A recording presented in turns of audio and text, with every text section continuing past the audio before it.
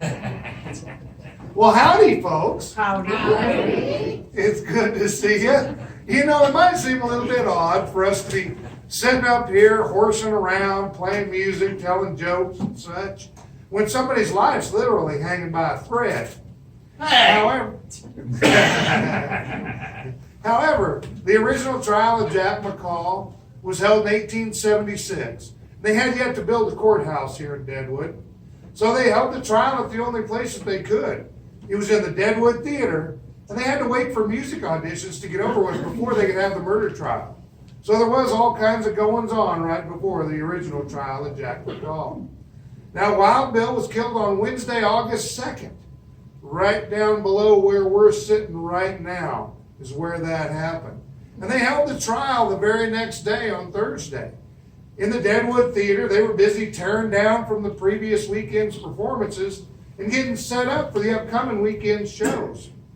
So what you see before you is a stage at the Deadwood Theater betwixt and between Gold Camp dramatics, hastily prepared for the trial of Jack McCall.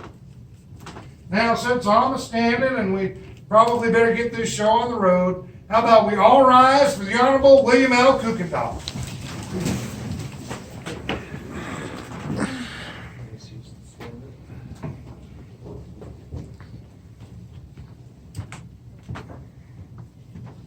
Please be seated, folks. Not you, Jack. Stand up. Right there. Sit.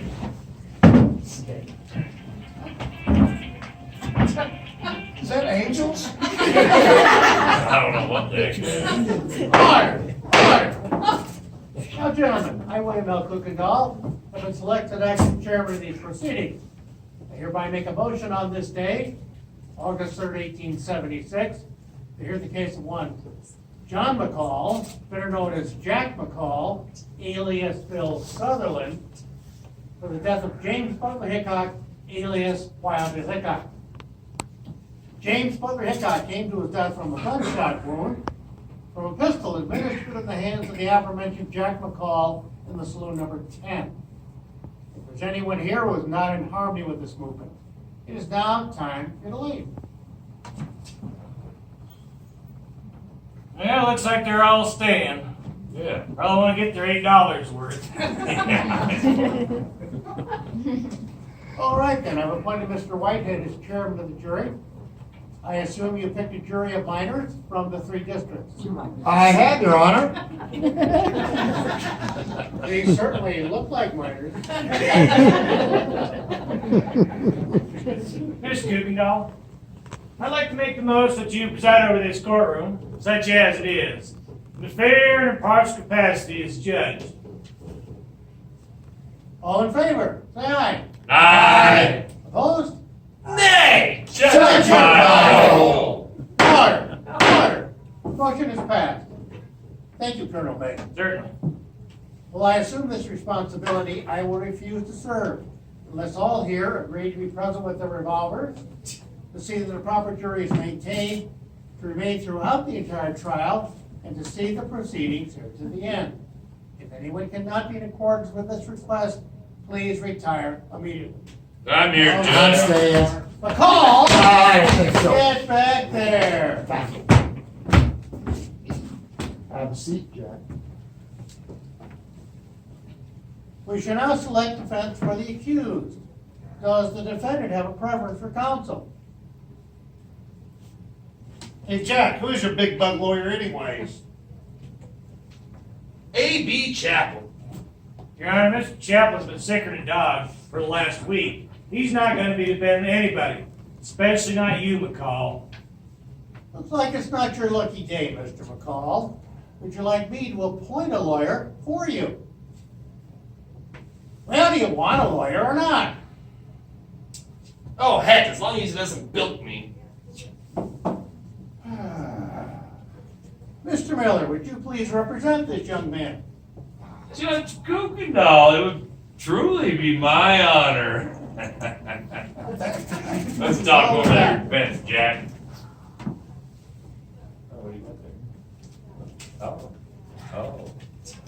You first, Me, devil makes 3, that should not do it. Yeah, sure will, thank you. Hey.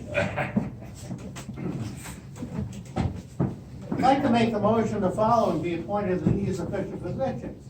Colonel May, prosecuting attorney. Sir? Mr. Miller, defense attorney. John Swift, clerk of court. Charles Whitehead, chairman of the jury. Your Honor? All in favor, say aye. Aye. Opposed? Nay! Judge Pile. All right, when the appointed, please stand and raise your right hand.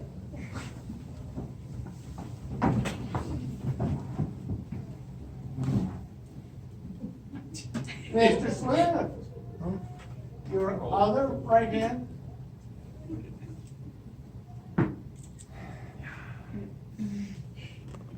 Oh, sorry. You agree to uphold the laws and truths of these United States, so help you God? I will, sir. Fine, we shall proceed. The court is now in session. Mr. Miller, how does the defendant plead? Your Honor, not guilty.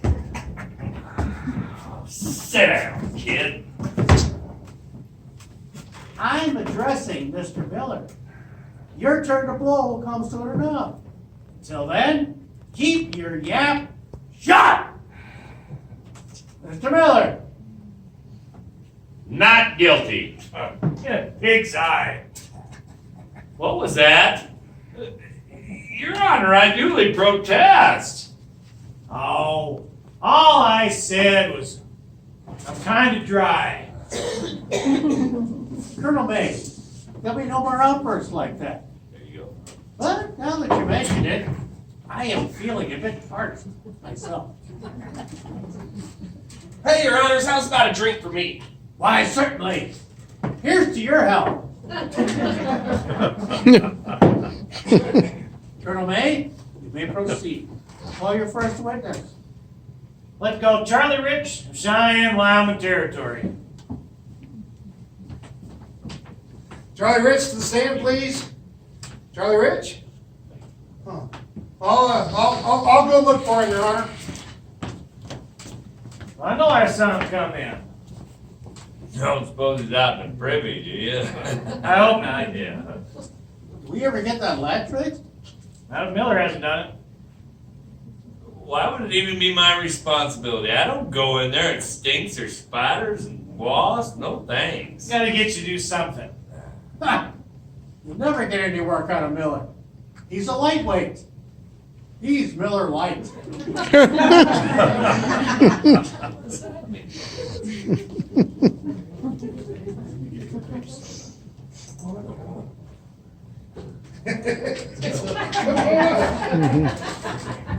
Yes.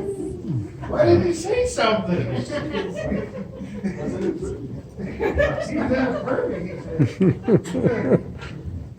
All right, right up here, Mr. Rich. I found him. He was in the back, hiding behind some lady. Right over here, Mr. Rich. Right up there. He's probably bullying her. Right there. Yeah, you can stand right up on top of that. He's casual. There you go. Raise your right hand. This one? Are you two related? Do you swear the story you're about to tell us true, the whole truth, nothing but the truth? I do. We're getting married. Just say yeah. Yes. Yeah, okay.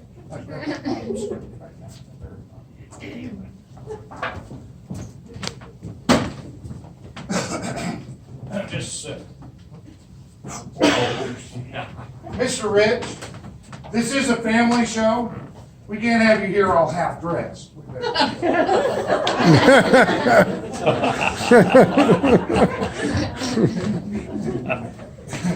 Mr. Rich, can you please tell us what you saw yesterday at the Saloon number 10?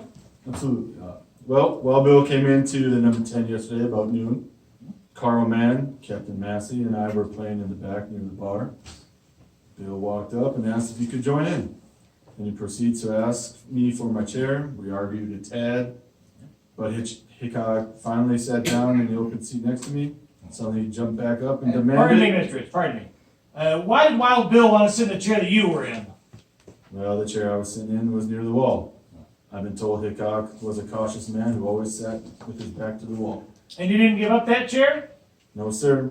I've been sitting there all day and doing pretty good to boot. What happened after that? The other side of it. Well, a couple hours later, that there fella,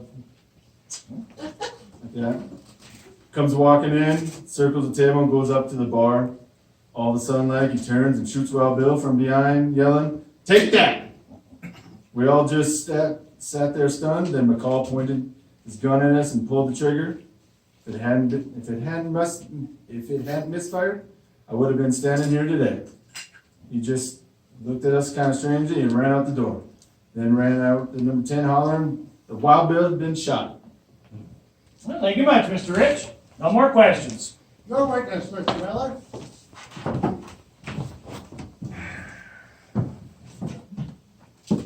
Mr. Rich! Did you and your compatriots at the table like Wild Bill? Well, I can't really speak for my other gents, but I would say Hickok was a fine man. Then why, Mr. Rich, would you not give up that chair? Maybe the three of you knew exactly what was going to happen and you deliberately would not move. No further questions. But, I said, no further questions. Thank you, Mr. Rich. You may step down. Hand for Mr. Rich, folks.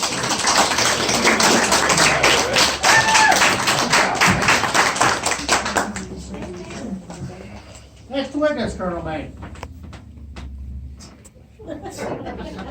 Is that what was hanging in front of him? Didn't notice the difference. Harry Young, Mr. Swift, bring him up here. I got carried away. Harry Young?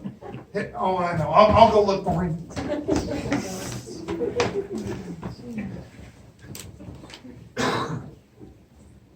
You know what?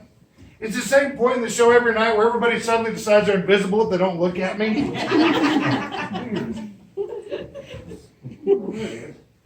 Come on up, Harry. I found him. Right over here, Mr. Young. Yes, sir. Right up there. You aren't all that hairy, are you, Harry? Had perfect hair day every day. That would be a plus, yeah. Yeah, at least you're wearing pants. Yeah. I'm a respectable man. All right, you was wearing the story about tells through the whole truth, nothing but the truth. Amen, sir. Yes, sir. It's not Yes, church. It's just yeah. Yeah. Okay, get in. Grab that one. That bottom. Just pull that out. Okay, there you go. Mr. Young, what is your job? I'm a bartender. I'm employed by Carl Mann and Bill Nuttal. Would you please tell us what you saw yesterday? Yes, sir. I was tending bar when that drifter, the ugly one there, he comes strolling in. I had just given Wild Bill $15 in pocket checks and returned to weigh out gold dust. Then that young fella walks up to me, says his name was Bill Sutherland, and asked me for a shot of whiskey. He looked like he was pretty roostered up already. Oh, roostered up, what do you mean by that?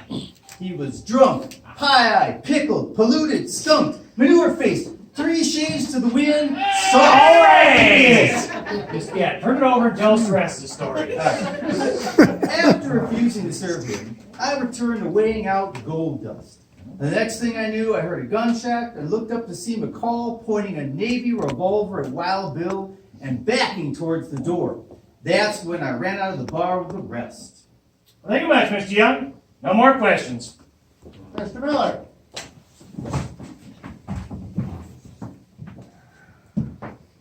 Mr. Young! Just to be clear, what exactly were you doing when you heard that gunshot go off? Like I said, I was at the bar weighing out gold dust. So, you didn't actually see Jack McCall shoot Wild Bill, now did you? No! Oh, interesting. No further questions. Thank you, Mr. Young. You may step down. Hand for Mr. Young, folks.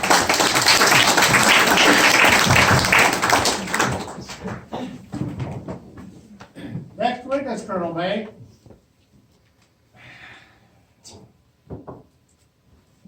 Captain William Massey. Knock it off, Miller. This Listen, the old salt said he was gonna be sober, all right? Of course he did. He saw everything. Yeah, sure. Captain Massey? Just get him up here. Captain Massey to the stand, please. Retired Captain William Massey. Oh, that old sea goat, I think he's asleep in the back. I'll go get him. Now you know Massey's not gonna be sober till about 3 weeks after he's dead, right? Wake up. What you trying to do? Give an old man a heart attack doing that? Just shut up and walk this way.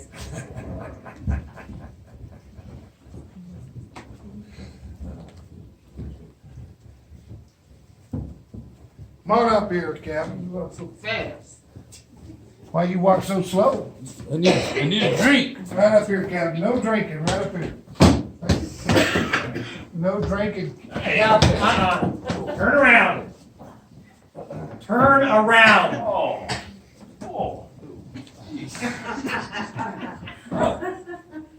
Halfway, Captain. Right up here. Oh.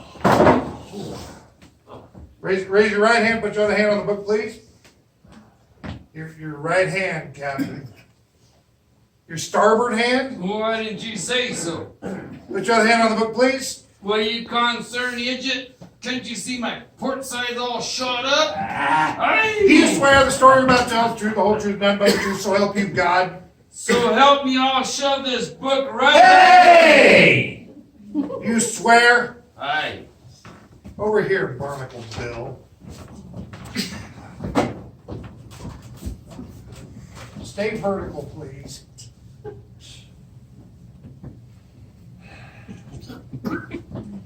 Captain Massey, will you please tell the court? Yes, sir. I'd do anything for a shot of whiskey. Captain Massey, this is a court of law. You will have to testify without the use of spirits. Yes, your dryness. Captain! Captain Massey, will you please tell the court what happened on the day in question? I've never been there. Never been where? Question. What territory is that in anyway? Talking about the shooting a wild bill at Saloon number 10. Objection! Colonel May is clearly leading this witness. Miller, quit playing the gallery and just try to bring the captain around to yesterday. Colonel May, I see your point. Hey! Mr. Miller, sit down and seize control of your objectionable mouth. Your Honor! Sit down. Captain Massey, yesterday, Saloon 10, what happened? Well, like they say afore, I was down at number 10 playing cards with Carl and Charlie. And that little fella right there come walking in and goes back a bill where I can't see him too well. Then I heard a shot. Aye! I thought Bill had shot me in a count. I had just won the last hand. About that time, the world started slowing down, holding up my shot-up arm. And I looked over at Bill, and he's got his head down, like he's looking at his cards. And then he slumped over to his starboard, and that's when I seen him standing there with his iron still smoking. So you saw Jack McCall shoot Wild Bill. Nope, I heard it. Then I felt it. Then I saw him stand there with a gun. I think that bullet's still in my arm. I looked around for it everywhere and I couldn't find it nowhere. He's all yours, Miller. Oh, aren't I lucky?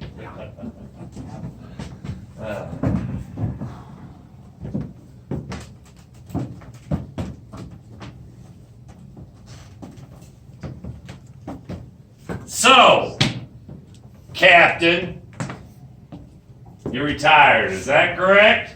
Yes, sir. Getting on in your years, muscles aching, joints creaking? Sometimes I get some powerful cramps in these legs and these toes. Lumbago? Teeth rotten? Eyesight going? My eyes are fine. I saw what I saw. You dirty. Wait a minute. I know what you're trying Maybe to as do. I suggest, you shot yourself to hide something. And you yourself are part of a conspiracy, all culminating in this grandeur scheme to frame my client for murder. Why, you foul-mouthed, four-fleshing dude, you make more noise than I ought to take those pony little lips of yours and shove them right down your throat. Hostile witness, Your Honor. Mr. Whitehead, please bring the witness back to his seat Yeah. before he removes Miller's pony lips. Get back. No respect down here. Get him out of No here. respect.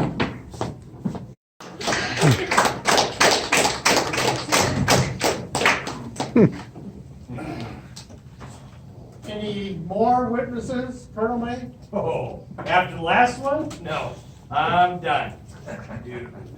Thank God. We shall now move to the defense. Mr. Miller, call your first witness. I'd like to call P.H. Schmidt, my client's employer. Smith, huh? Yep. That's the best you can come up with? P.H. Smith. Yep. Mr. Smith? I'll go look for him. What's that PH supposed to stand for? Well, I don't know. Is it supposed to stand for anything? Maybe his name's just. That's it, huh? Just, Well, yeah, that's what happens when you put a P and an H next to each other. This guy. Must be hard to get his attention in a crowded room.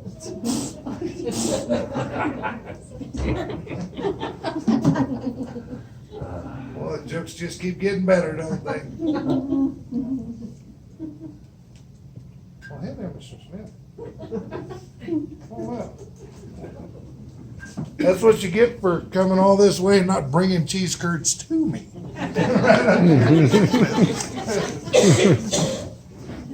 Right there. Raise your right hand. All right, you was ready the story about tells the truth, the whole truth, nothing but the truth? Yep. Good answer. Right there. Bottom one. All right. Mr. Smith! How long has my client, Jack McCall, been in your employ? To be sure. I come on, complain. Oh my goodness. Jock. Mama, Hickok. Okay. Wild Bill, Comanche, What? or Cheyenne. What? What the heck is he talking about? I have no idea. It's like no language I've ever heard before. Oh, I know. Mr. Smith only speaks French. That wasn't French. That wasn't French at all. That didn't do me any good at all. Yeah, French. It is French? Yeah. Well, you seem like you're talking pretty good English now. Why don't you just translate it? He's not French. See. Holla. Yeah, man. Come on, Pete, you're my star witness. Get me out here. Mix not. That sounded like some. He sounded like he ate something bad. Yeah, I think so. cheese curds. Guess I'm glad I didn't get any of that. French cheese curds. You know, he could probably do this better if we gave him the right script. What? Yeah, just grab that. Why would you do that to him? It was funny.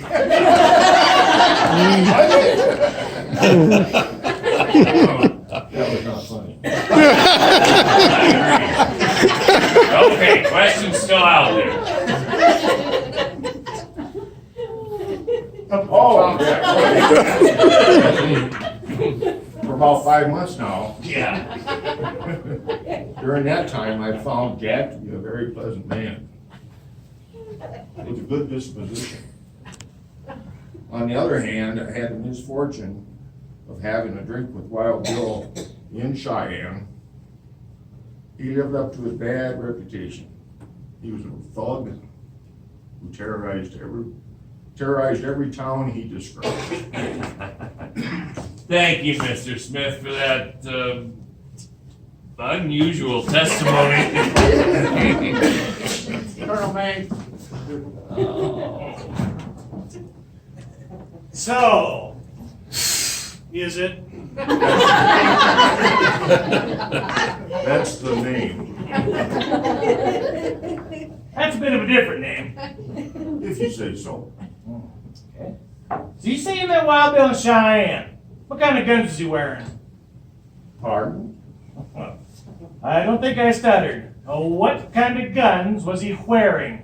Well, I guess he had a couple regular armies. Nothing special about him? Special?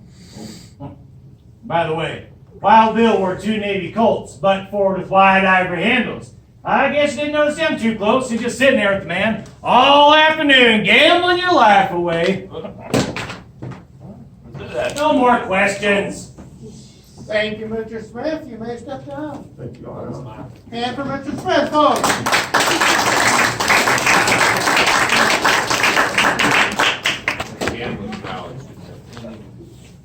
That didn't sound at all like French, did it, guys? I think I even picked up a little Jamaican in there. Next witness, Mr. Miller. I'd like to call Ira Ford to the stand, please. This is my favorite one. Ira Ford.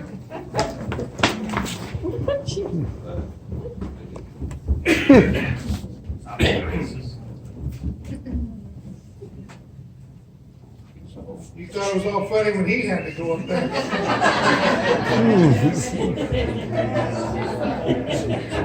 Out of here,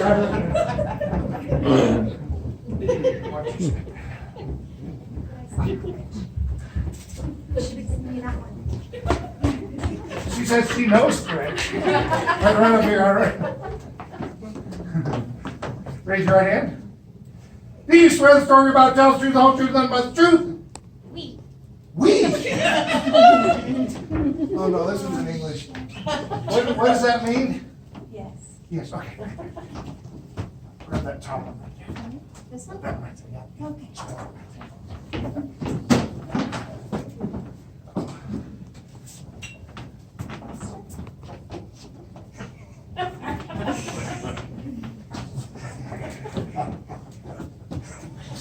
Mr. Ford!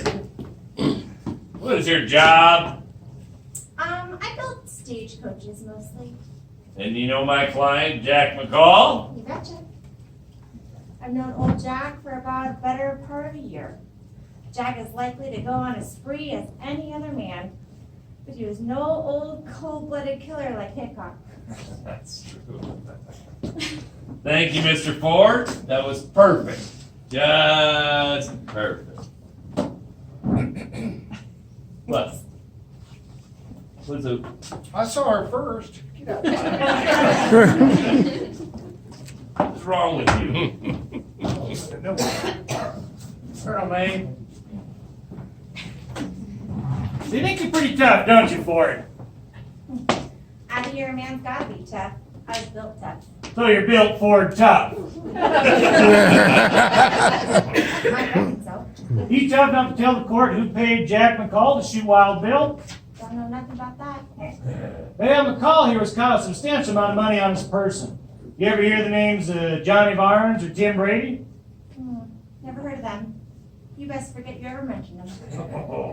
Well, there's a lot of folks around these parts who know of a couple of big bosses. They don't know the gaming, the gambling, the liquor. Maybe they thought Wild Bill was going to take the job of sheriff or marshal. So they hired McCall here to beat him! Objection! And criminal man is beating my witness with a deep load of supposition. Oh, supposition, really? Yes, a very deep load. That is rape Oh, supposition! come on. Questions, Colonel May. Go on to the defense witness witnesses are a put-up job. They're just blowing hot air. Objection! Any more relevant questions? Oh, it's not worth a continental ask him anyway. Mr. Schmidt! Before you step down, Mr. Ford, I would like to apologize for the outrageous behavior of my associate here. Thank you. You may step down. Hands for Mr. Ford, folks.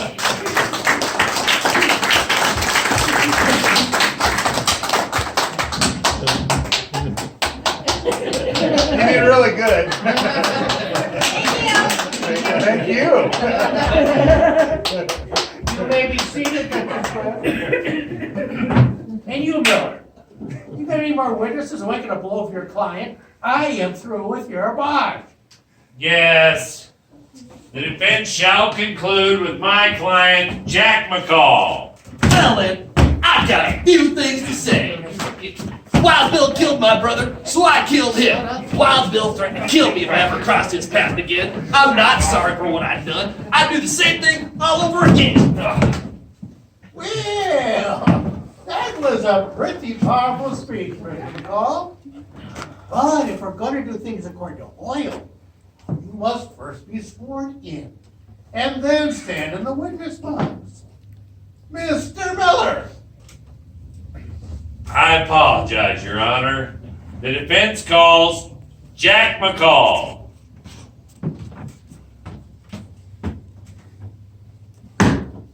Get up there, I'm trying to help you. Raise your right hand, put your other hand on the book, please. Do you swear the story you're about to tell is the truth, the whole truth, and do you swear the story you're about to tell is the truth, the whole... Do you swear? All the time.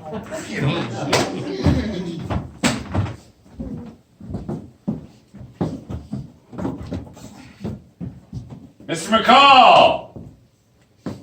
Would you please tell the court why you had the predilection to allegedly shoot Wild Bill when you certainly knew what the consequences would inevitably be? What on God's green earth did you just say? Oh, never mind. Why'd you do what you did?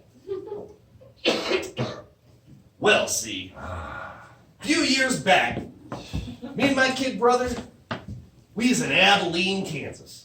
Now I was working, but my little brother, he couldn't keep no job. He wasn't a bad kid or nothing. He was rowdy as most, but he was square. He might have fell into some bad ways, but it was certainly nothing to shoot him over. And that Wild Bill, he was marshal of Abilene at the time. He was. He comes up to us one day out of the blue, says he's got an eye on us. And I said, we ain't here to create no fuss. We got all kinds of office. And just walked away. A few days later, my little brother, he gets it in his head that we need some grub better than what we got. So he went off to steal a chicken or two.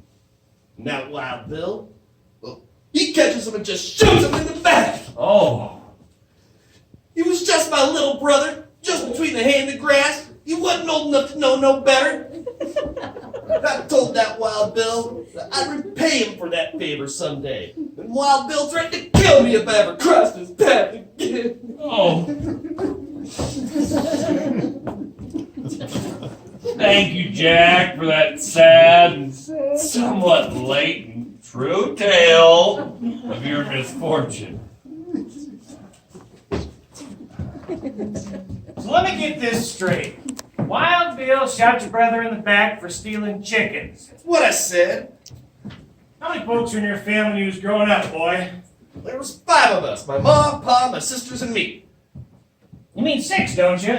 No, What 5. about your brother? He's dead. I asked you how many you had. Okay, then 6. Isn't it true you never met Wild Bill until you came here to Deadwood City? No, in Abilene. Then why didn't you gun him down the night of August 1st when you were playing cards at Saloon 10? I don't know. Why were you calling yourself Bill Sutherland? Well, I didn't want him to recognize me. Oh, to recognize you, huh? If all you said is true, then why don't you just get the law? Or better yet, face Wild Bill in the streets.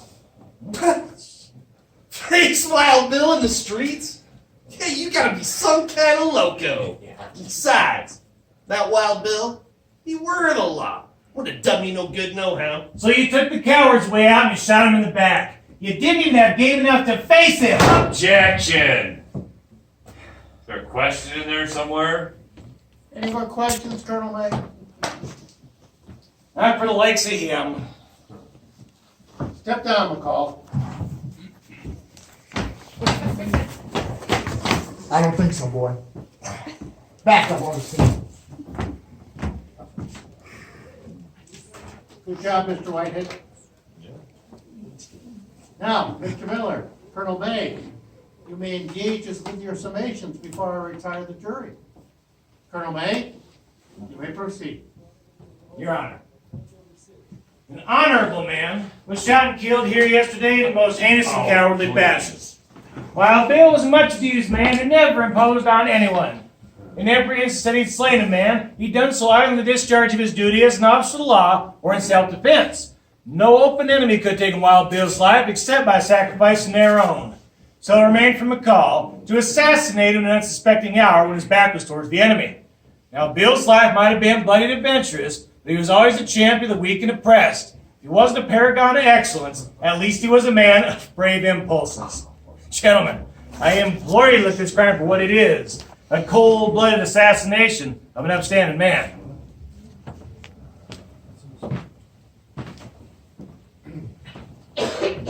Mr. Miller, keep it brief. Don't be as long-winded as your witnesses. Yes, Your Honor. Please.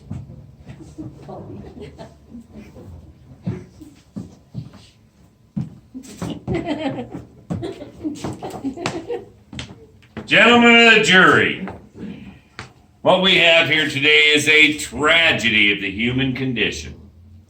One man shoots another man's family member? Does this not cry out for justice? And of all of us men, who is to mete out this justice? Men of law? Vigilantes? No. Perhaps the justice served by this young man here today was ordained by God. Who else could have stood up to that powerful and imposing figure known as the shootist Wild Bill? Perhaps Jack McCall does deserve to hang for the shooting of another man. But if this is a justice ordained by God, then who are we to judge him? This boy is far from the family who loves him, and they would grieve and miss him terribly if he was never to return from this hostile, isolated, and barren country, knowing that somewhere out there sits a lonely grave with their son's name on it, never getting a chance to pay their respects. Now I ask you, is this the kind of justice we're looking for? For our own soul's redemption, I hope not. Thank you for your consideration.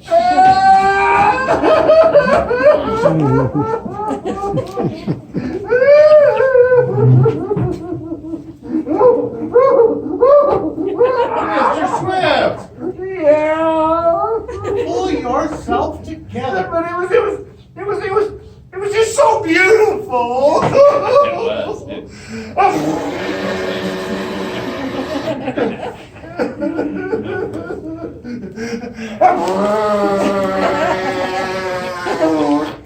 Are you through? That's gross.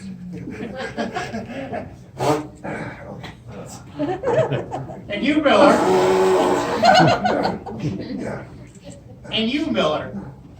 You spoke volumes, eloquently, when you could have summed it up in a paragraph.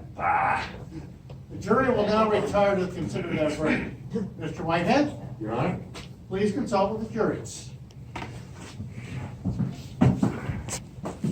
I think you're going there, Miller. Blah, blah, blah. Have a nice chat with the jury, Whitehead.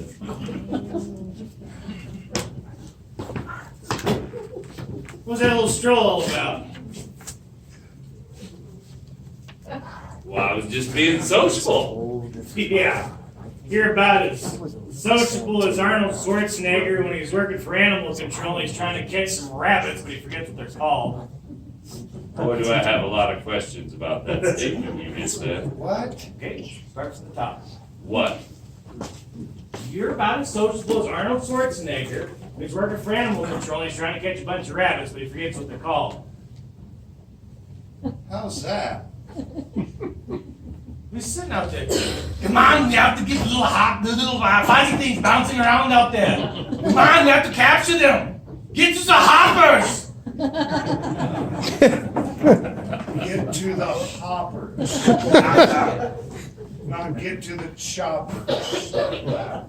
That's only if they're dealing with woodcutters. Mr. Whitehead, Yes. I believe I have a verdict to read. Will the defendant please stand? This court is back in session.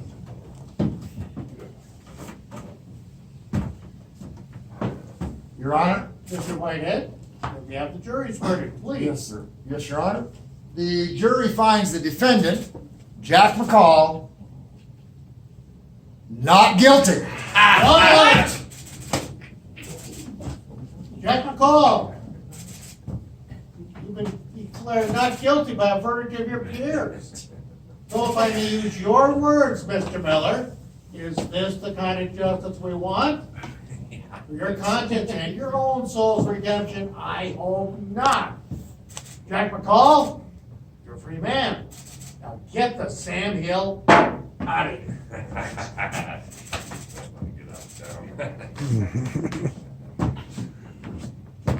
No. I think the judge told you to get. So get before I do something I really regret. Ladies and gentlemen, this trial is nothing short of a burlesque of justice. Turning a bloodthirsty murderer loose in this community. No, I do not know what trial this jury just witnessed. Now, McCall, he stuck around the camp for a couple of days until Bill's friend California Joe catches up to him. And he tells him, you know, I think the air is getting a little bit too thin around here for you. Well, McCall took the hint and he made tracks in the Wyoming territory. But the further he got from Deadwood, the looser he got with his drink with that big mouth of his. He'd even brag about how he just shot Wild Bill simply over a game of cards. All that bragging, though, did catch up to him and made it exceptionally easy to track him down. McCall was rearrested in the Laramie Saloon on the night of August 29th by Deputy Marshal Balcombe. He was quickly taken to Yankton, the capital of Dakota Territory, for a new trial. Now, on the 18th of October, the boy was once again indicted for murder, and he pleaded not guilty. Now, some of you might be thinking, well, surely double jeopardy should apply in this case, but it's not. See, back in 1868, the U.S. government signed a treaty over Fort Laramie, gave all the land from the Bighorn Mountains all the way to the Missouri River to the Lakota people, making this the Great Sioux Reservation. Justice Shannon said that any trial for murder that occurred on an Indian reserve was the sole jurisdiction of a federal court. This court had no authority to try him, so the verdict was thrown out and he could be tried again. So court opened on the 4th of December. Just 2 short days later, on the 6th, McCall was found guilty and sentenced to death. Now, on the rainy morning of March 1st, 1877, Jack McCall was walked up the gallows, seemingly suspected of everyone this whole fatal affair of his. And his last words for that long leap between heaven and earth was simply to ask the marshal to draw the noose tighter around his neck. And at 15 minutes after 10 o'clock, the trap was sprung. McCall's struggles with the King of Terrors was brief, and justice was finally served. Good night, all. Godspeed, and thank you so much for being here. Take a bow, Jerry. Thanks for helping us out. Hey, thank you, Jerry. I couldn't have done it without you.